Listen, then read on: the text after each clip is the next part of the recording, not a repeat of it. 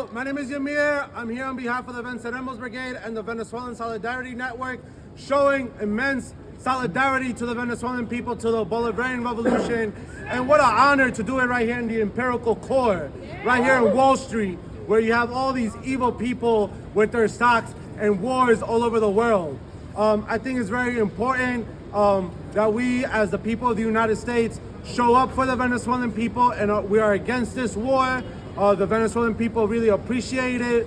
Maduro also asked for us to come out in the streets. Why? Because a war would be detrimental to our continent, would be detrimental to people in Venezuela, people in Colombia, which also the Trump administration is attacking the president of Colombia, Gustavo Petro, for his stance against the genocide in Palestine, but also not allowing Colombian territory to be used to invade their brothers and sisters out in Venezuela, and also to talk against the extrajudicial killings of fishermen in the Caribbean Sea. I think it's very important when we think about the attacks on the Caribbean, when we think about what they've done to countries like Haiti, that's unstabilized, and to Puerto Rico, that's a colony, and they're utilizing Puerto Rico as a military base. This is why it's very important for us to support Puerto Rican independence. But as well, I also want to bring it towards Cuba. Cuba has had a 60-year blockade, and underneath this 25-year war with Venezuela that's over a century years old, since the era of Simón Bolívar, the grand liberator of our Americas. This war is also against the Cuban Revolution. This war is also against the Nicaraguan Revolution.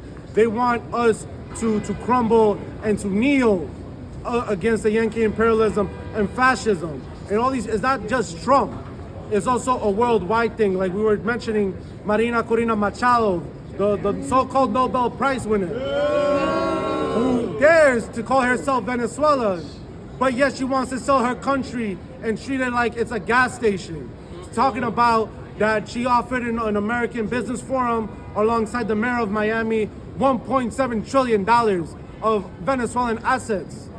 It's ridiculous how she just wants to sell out her country and all these oligarchs. But we cannot allow this, because Venezuela is a project of decolonization, is a project of the unity of Latin America, La Patria Grande, and also solidarity, how they showed solidarity to the Palestinian people, to the people of Africa. Even us here in the United States, in New York City, when President Chavez went to the South Bronx in 2005 to show solidarity to the poor black and brown people, and as well as Hurricane Katrina. So we must stand against this war. We must protect Venezuela, Cuba, Nicaragua, Colombia, and all those that fight against imperialism, because at the end of the day, we want a peaceful war, a peaceful place in our Americas, the way President Maduro was singing last week when he was singing John Lennon's Imagine song. So I want to end, and I'm very excited for this march. I'm gonna record it for our friends out in Venezuela. I'm going to end. We have a lot of Spanish speakers here. ¿Hay mucha gente que habla español? Sí. Vale. Bueno, ya saben lo que yo voy a hacer. ¡Alerta! ¡Alerta! ¡Alerta! ¡Alerta! ¡Alerta! ¡Alerta que camina la espada de Bolívar por América Latina! ¡Alerta! ¡Alerta! ¡Alerta que camina la espada de Bolívar por América Latina!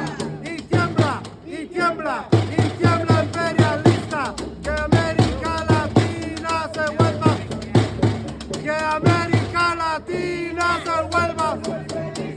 Eso, ¡viva Venezuela! ¡Viva Cuba!